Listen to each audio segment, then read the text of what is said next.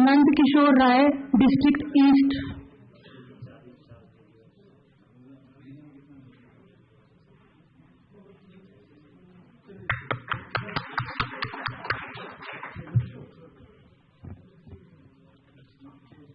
नवीन Kumar, north east.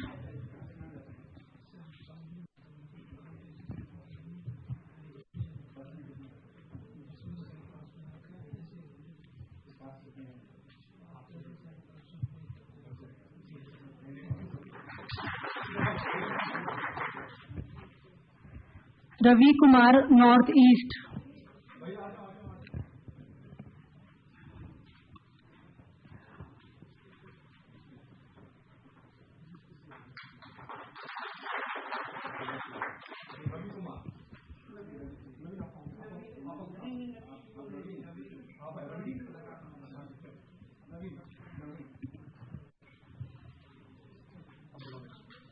Mohammad Shamshad, north waste.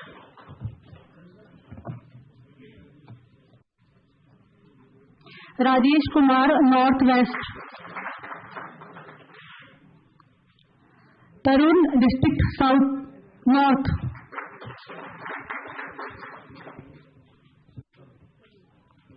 Sher Singh,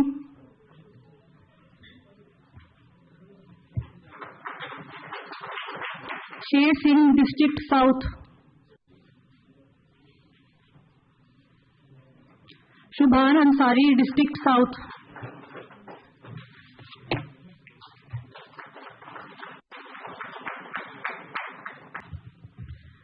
मंच पर बैठे दिल्ली के उप मुख्यमंत्री Manish Sisodia ji, principal secretary labour, construction workers board के सेक्रेटरी हर्षिल, रिसर्च कंसल्टेंट, और यहाँ पर आए हमारे सारे निर्माण मजदूर भाइयों बहनों और हमारे श्रमिक मित्र साथियों को मेरा नमस्कार।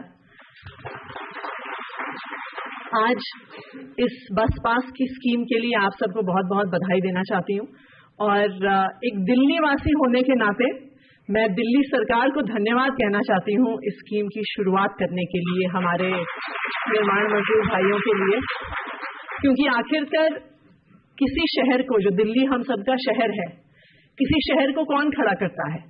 किसी भी शहर को वहां के निर्माण मजदूर खड़ा करते हैं। मतलब एक शहर और गांव में शायद सबसे बड़ा अंतर यही होता है कि शहरों में बड़ी बड़ी बिल्डिंग होती हैं जहां पे ऑफिस चलते हैं, 10-10, 20-20 मंजिलों के फ्लैट्स के अपार्टमेंट्स होते हैं जहां पे पूरे देश से अलग अलग हिस्सों से लोग आके रहते हैं। और इस दिल्ली शहर को खड़ा करने में, इस दिल्ली शहर को शहर बनाने में हमारे निर्माण मजदूर भाइयों और बहनों की बहुत बड़ी भूमिका रहती है। लेकिन अक्सर होता क्या है कि जिन हाथों द्वारा सबसे ज्यादा मेहनत करी जाती है, दुख की बात यह है कि अक्सर सरकारों द्वारा उनके बारे में सोचा नहीं जाता। लेकिन ये दिल्ली की अरविंद केजरीवाल जी की ऐसी सरकार रही है जिन्होंने, जो हम गांधी जी के एक तलिस्मान की बात करते थे, मुझे याद है जब हम स्कूल में होते थे हर किताब में लिखा होता था कि उस आखिरी व्यक्ति के बारे में सोचिए। तो दिल्ली की जो अरविंद केजरीवाल जी की सरकार है वो शायद देश की पहली ऐसी सरकार है जिसने अंतिम व्यक्ति के बारे में सबसे पहले सोचा है। तो चाहे फिर वो हमारे बच्चों को अच्छी शिक्षा देना हो, स्वास्थ्य की व्यवस्था देना हो, चाहे हमारे घरों में बिजली की 24 घंटे सुविधा देना हो, जीरो बिजली का बिल देना हो, पानी की सुविधा देनी हो, ये अरविंद केजरीवाल जी की सरकार ने हमारे लिए किया है। और माननीय उप मुख्यमंत्री के नेतृत्व में जो श्रमिक मजदूरों के लिए कई तरह तरह की स्कीमें आई हैं, मुझे लगता है कि अक्सर जब स्कीमें बनती हैं ना, तो लोगों में ये संवेदनशीलता नहीं रहती है कि जो एक श्रमिक मजदूर है, जो एक आखिरी व्यक्ति है, उसको कितनी दिक्कतें हैं। और यही कारण था कि शायद एक समय पे बहुत कम लोग श्रमिक मजदूर पोर्टल पे रजिस्टर करते थे। लेकिन माननीय उप मुख्यमंत्री जी के नेतृत्व में जो बार बार हर प्रोसेस को इतना आसान बनाने की बात हुई, उप मुख्यमंत्री जी ने पहले दिन से ये बात कही कि भाई कोई भी एक भी एक्स्ट्रा कागज, एक भी एक्स्ट्रा चक्कर किसी भी निर्माण मजदूर का नहीं लगना चाहिए। अफसरों को चाहे डबल मेहनत करनी पड़े, चाहे 2-2 बार जाना पड़े, लेकिन जो हमारे निर्माण मजदूर भाइयों और बहनों हैं उनको एक भी बार जो हमारे भाई बहन हैं उनको ज्यादा ना जाना पड़े। और यही कारण है कि मुझे लगता है कि इतनी भारी मात्रा में आज बोर्ड के साथ लोग रजिस्टर्ड हैं। यही कारण है कि जैसे ही कोविड के लॉकडाउन हुए, तुरंत सबसे पहले दिल्ली सरकार ने निर्माण मजदूर भाइयों और बहनों को 5-5 हजार रुपए देने का ऐलान किया और तुरंत सबके बैंक अकाउंट में घोषणा के कुछ ही दिनों बाद वो पैसे पहुंच भी गए। और आज इस बस पास की सुविधा के साथ मुझे लगता है कि ये एक और ऐसी शुरुआत है जो हमारे निर्माण मजदूर भाइयों और बहनों के लिए, आप लोगों के लिए जिंदगी में कुछ आसानी लाएगी, कुछ पैसे बचाएगी। मैं जो हमारे श्रमिक मित्रों की टीम है उनका भी धन्यवाद करना चाहती हूं, क्योंकि उन्होंने भी पूरी दिल्ली में हमारे जो निर्माण मजदूर भाइयों और बहनों को जोड़ने में एक बहुत महत्वपूर्ण भूमिका निभाई है। और मैं उम्मीद करती हूं कि आप लोग वो ब्रिज बने रहेंगे जिसके माध्यम से दिल्ली सरकार की सारी स्कीमें हर निर्माण मजदूर तक पहुंचती रहेंगी। बहुत बहुत धन्यवाद। मंच पर आसीन हमारी बहुत महत्वपूर्ण साथी योद्धा आतिशी जी, हमारे मजदूर विभाग, श्रम विभाग के सचिव आईएएस अधिकारी राजेश जी, हमारे जो श्रमिक बोर्ड है उसके सचिव अरुण जी, साथ साथ इस पूरे कार्यक्रम को और दिल्ली में निर्माण मजदूरों के वेलफेयर के लिए दिन रात काम कर रहे हर्षिल जी, हमारे अधिकारीगण जो श्रमिक विभाग और साथ साथ मजदूर बोर्ड के अलग अलग पदों पर विराजमान हैं, और सभी मजदूर साथियों को सबसे पहले तो मैं आप सबका यहाँ बहुत स्वागत करता हूँ और यहाँ आने के लिए आपका धन्यवाद भी करता हूँ। अभी 3 दिन पहले ही विश्व मजदूर दिवस मनाया गया। आज आप यहाँ पधारे हैं तो उस अवसर पर मैं आप सबको मजदूर दिवस की भी बहुत बहुत शुभकामनाएं देना चाहता हूँ।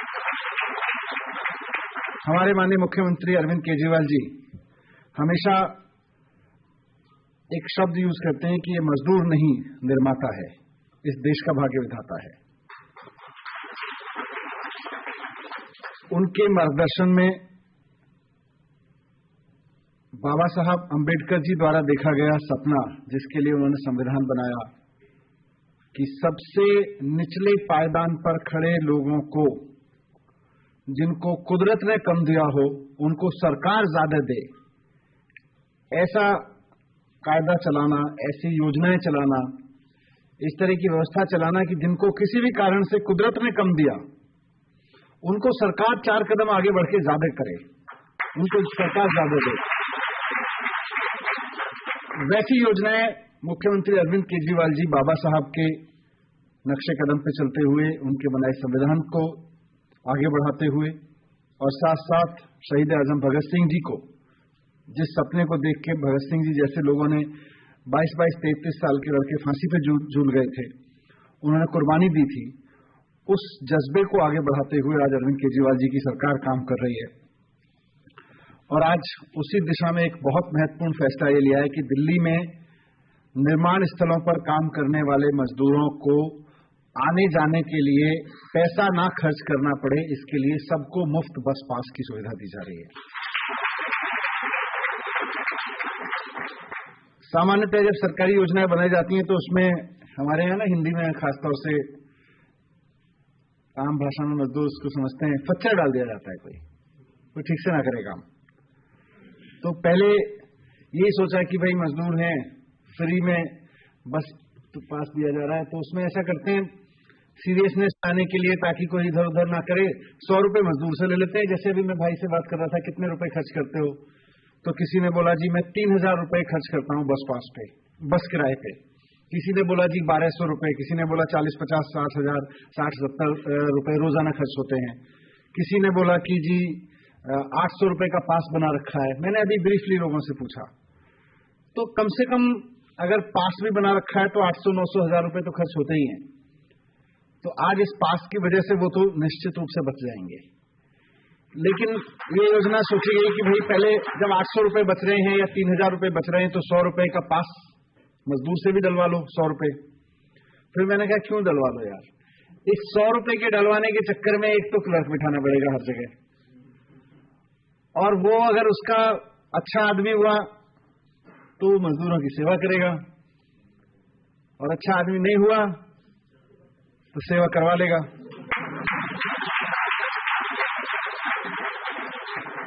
तो ऐसा सिस्टम ही क्यों बनाया जाए अब 100 रुपए देने के चक्कर में मजदूर अगर 800 फिर कहेगा तेरे तो 800 रुपए बच रहे हैं, 500 रुपए 300 रुपए का तो फिर भी फायदा है। और मजदूर जाके लाइन में लगेगा, कहेगा एक दिन की मजदूरी छोड़नी पड़ेगी। मैंने कहा 100 रुपए भी सरकार को नुकसान होने तो क्या फर्क पड़ रहा है। अगर सरकार को 100 रुपए का नुकसान होने से मजदूरों की जिंदगी में सम्मान आ रहा हो तो वो 100 रुपए का नुकसान सरकार को फायदेमंद ही है। तो ये फैसला ले लिया गया और आज सब मजदूरों के लिए ये सुविधा दी जा रही है। जिस मजदूर साथी को, वैसे मैं देख रहा था आमतौर पर जब मजदूरों के हम कार्यक्रम करते हैं राजेश जी, तो सबसे ज्यादा महिला मजदूर होते हैं, लेकिन आज जरूरत नहीं है इसकी, क्योंकि आपके मुख्यमंत्री जी ने योजनाएं ऐसी बना रखी है कि महिलाएं तो चाहे वो कलेक्टर हो या मजदूर हो, सबके लिए बस फ्री है। दिल्ली में आप चाहे निर्माण स्थल पे कलेक्टर हो, निर्माण स्थल पे काम करने वाली मजदूर हो, या उस निर्माण स्थल की मालकिन हो, मजदूर और मालकिन दोनों बस में जाएंगे तो केजरीवाल जी की सरकार दोनों को फ्री पास देती है महिलाओं के लिए। तो वहां उसकी जरूरत नहीं है, पुरुषों को जरूरत है। बहुत सारे लोग मेहनत करते हैं। आपको याद होगा जब जो लोग पुराने समय से दिल्ली में रह रहे हैं, पुराने मतलब 10-5 साल से कम रह रहे हैं, कि दिल्ली में पहले जो मजदूरी थी सरकारी कामों में भी 8-9 हजार रुपए की होती थी। केजरीवाल जी की सरकार ने आके उसको 15,000 रुपए कराया कि मिनिमम 15-16 हजार रुपए। काफी लड़ाई लड़ी उसके लिए भी, बड़े बड़े लोग कोर्ट चले गए, ये बीजेपी वाले भी कोर्ट चले गए कि नहीं ये तो गलत कर रही है केजरीवाल सरकार, दिमाग खराब हो जाएगा सबका। हमने कहा दिमाग खराब नहीं हो जाएगा, जिंदगी ठीक हो जाएगी। तो कोर्ट में भी जाके लड़े। इनकी मजदूरों के बीच की यूनियन थी वो बीजेपी वालों की, वही जाके कोर्ट में खड़ी हो गई, नहीं इतनी मजदूरी नहीं देनी चाहिए। अब वैसे तो कहते थे मजदूर यूनियन है, वैसे जाके मजदूरों के खिलाफ चले गए, कोर्ट में जाके खड़े हो गए। तो उनके खिलाफ भी लड़े जाके और वो पास कराया कानून। आज दिल्ली में देश में सबसे ज्यादा मजदूरी, न्यूनतम मजदूरी जिसको कहते हैं ना, सबसे ज्यादा न्यूनतम मजदूरी दिल्ली में मिल रही है मजदूरों को।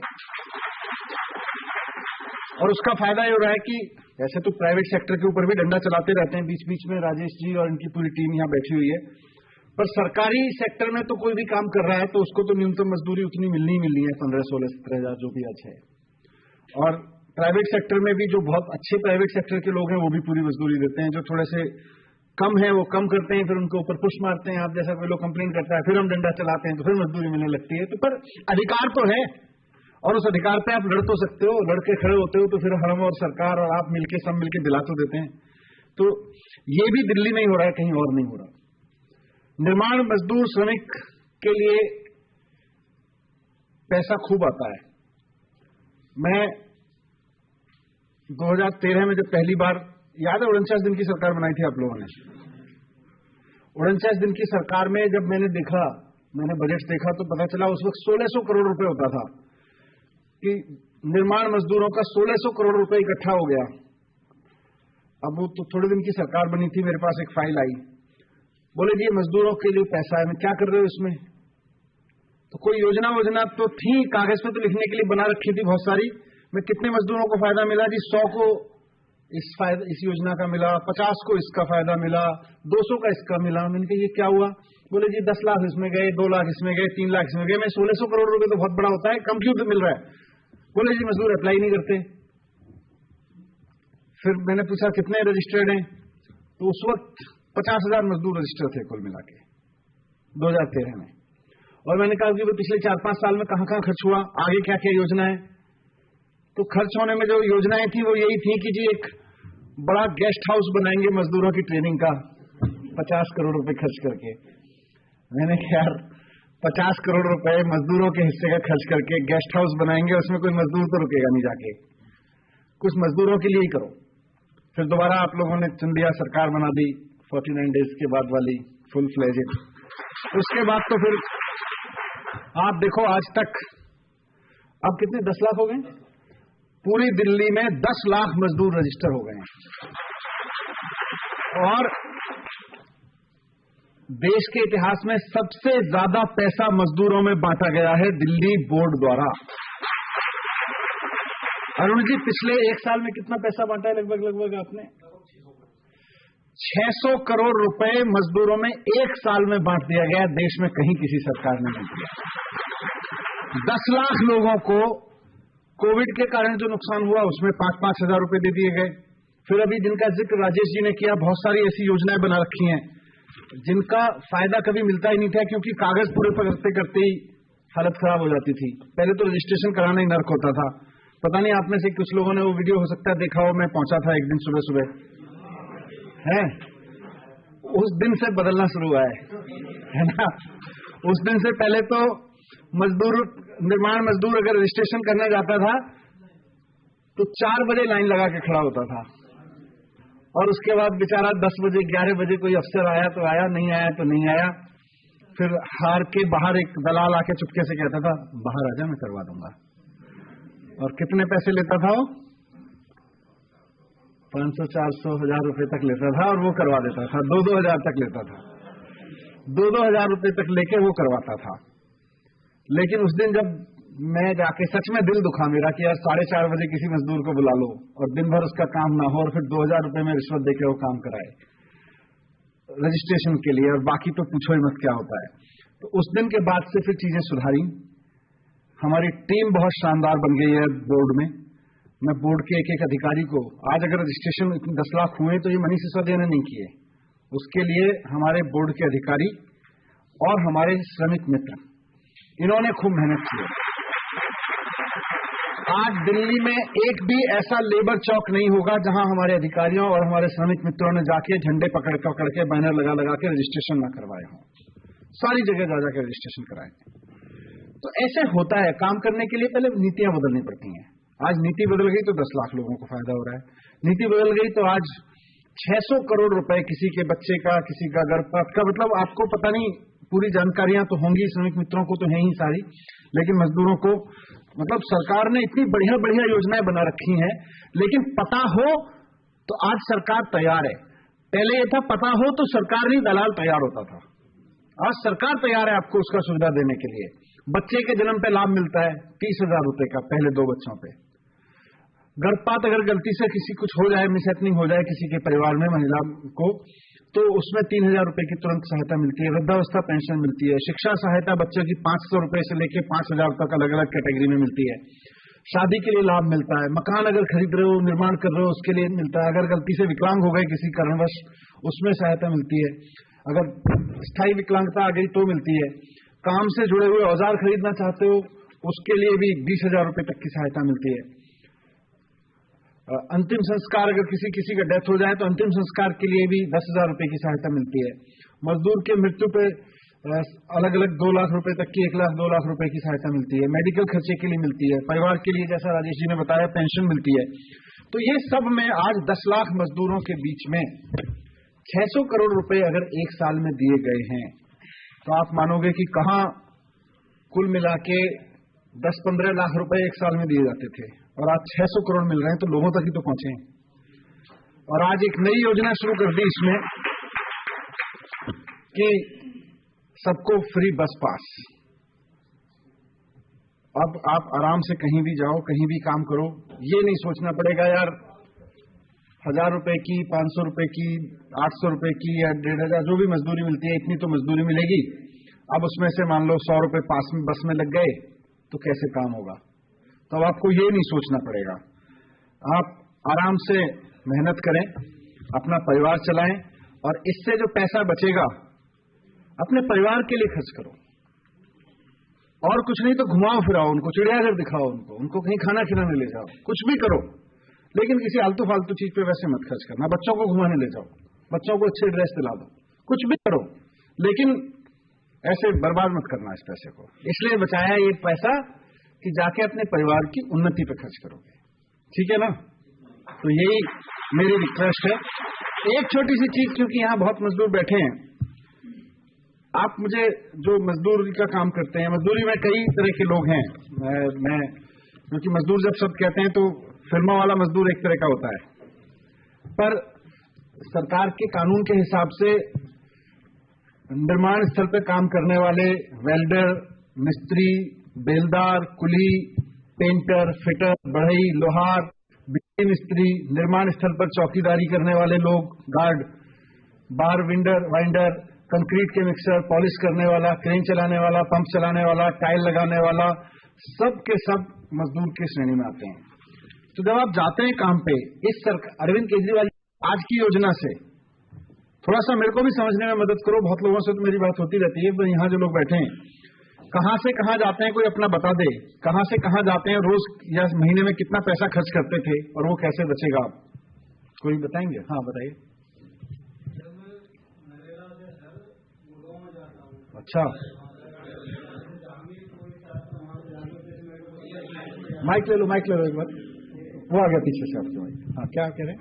मैं नरेला से सर गुड़गांव, कभी कभी गुड़गांव जाना पड़ता है सर, तो कभी मतलब फरीदाबाद जाना पड़ता है। तो वहाँ से जो गाड़ी पकड़ता हूँ सर नरेला से जागीरपुर से मेट्रो पकड़ के सर 60 रुपये किराया लगता था, 15 रुपया सर वो 75 रुपया, और उसके बाद 85 रुपया सर, मतलब 150-250 रुपये किराया रोज का लग जाता था मेरा। जो कभी खाना पीना उसमें मेट्रो और बस और अलग अलग बसों में जाते थे तो पास का भी सिस्टम नहीं हो सकता था। सिस्टम नहीं होता। अब तो सीधे पैसा बच जाएगा। तो सर मेरा जो सर मान लीजिए 35-36 रुपये महीना बच जाएगा। बहुत बढ़िया।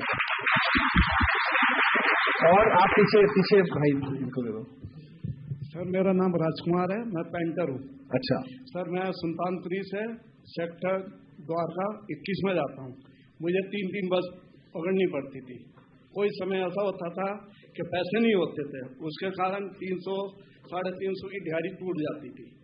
लेकिन अब ऐसा नहीं होगा, क्योंकि आपने इतनी दिल्ली सरकार ने मदद कर दी है हम गरीब मजदूरों की। बहुत इससे हमारे घर का चूल्हा रोज चलेगा। काफी पैसा खर्च हो रहा था बस में, है ना?